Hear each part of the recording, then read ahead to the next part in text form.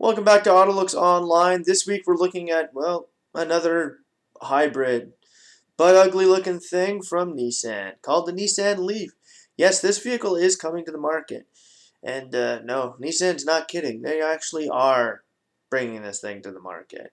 It's going to be for sale this spring at most Nissan dealerships across North America. And, well, all I can say about this thing is when you want to create a hybrid, maybe you should research the style. Might be one of those things you want. The Chevy Volt, not too great. There's a lot of other hybrids out there. Like, when you can take the Ford Fusion, get the same gas mileage as a Nissan Leaf, then hey, how come you can't make this thing look good? Now, Nissan is deadly serious about releasing this vehicle with no front grille or anything.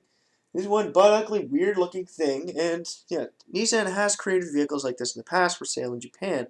But now in North America, we're starting to see a whole new image of Nissan. Okay, if you've seen the Nissan Juke, the brand new Nissan Murano, Nissan Rogue, like Nissan's getting a weird looking, funky vehicle. I don't know where they're going with their design theme here, but it's getting a little weird. I think Renault has something to do with a bit of it, but with this thing, let's take a look. Up front, fog lights, yeah, really?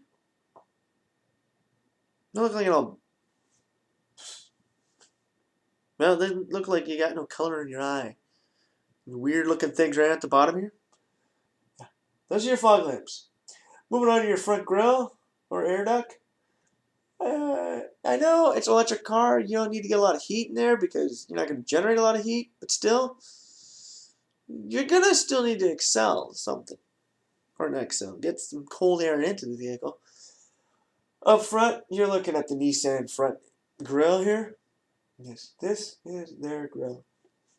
And let's just say, there's not much to it. It's a giant symbol on a black cube, or a blue cube, right in the center of the car. Draws your eye right to it, but also says, hey, look at me. I'm funky looking. Yeah. Now, when it comes to headlights on this thing, they have done a decent job of making some really big headlights, but they haven't done a decent job of integrating the headlights. The hood bumper looks like it's here, headlights look like it's here. Does not flow with one another. It kind of just bends with one another. Now, moving on to your side mirrors, boring. Side windows, teardrop.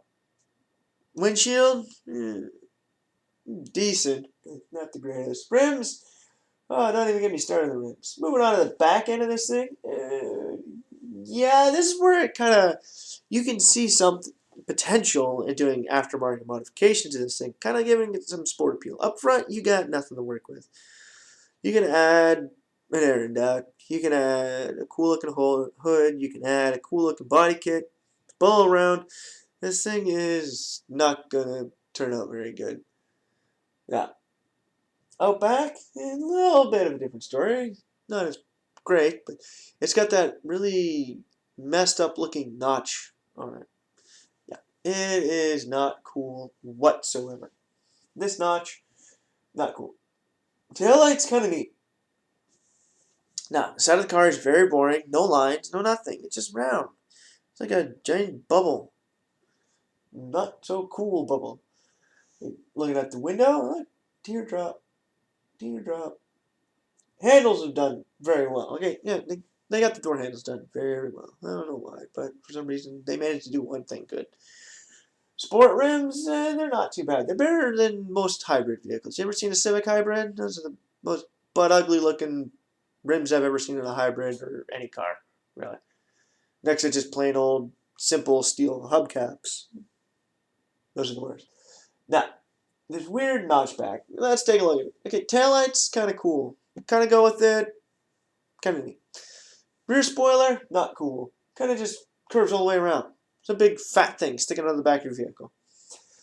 Now, the bumper does kind of, okay, it doesn't blend at all. It looks like a chubby cheek person. Like, when I look at the car. Chubby cheeked, right? Not a good feature. If you want a chubby cheek, don't freaking chubby cheek it up. they've done it very well in placing the license plate. They've done some tail light good placement. They've done some lower light placement. The hatch just way off. Okay, all around this car, I'm giving it a 1. The other way it gets a point. Your tail lights done a decent job. Headlights, they're not bad. And rims are okay. Everything else about this car, like seriously, Nissan, you want to make an electric car? People have fought with me about the Honda Odyssey design, considering the fact that I've said Japanese designs are quite horrible, and most great Japanese designs either come from California, Italy, or somewhere in Europe, like Great Britain, France, or even Germany. Well, okay, not France. Great Britain, Germany. Well, you can even get good designs coming out of the Czech Republic. Even Russia now. But Japan, seriously, Japanese automobiles, completely different culture, completely different way they look at it. They look at functionality. North America and Europe, we look at design. We like a functional car as long as the design goes with it. You have to have something that looks cool, that functions with everything that you have. Nissan seems to think that you have to have something that functions perfectly fine and does everything great, but doesn't have to look good. I'm sorry to say, Nissan, but you ain't getting any good points from me.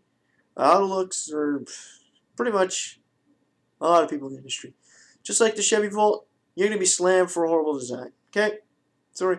For this week, AutoLooks, yeah. Don't even get me started on this week.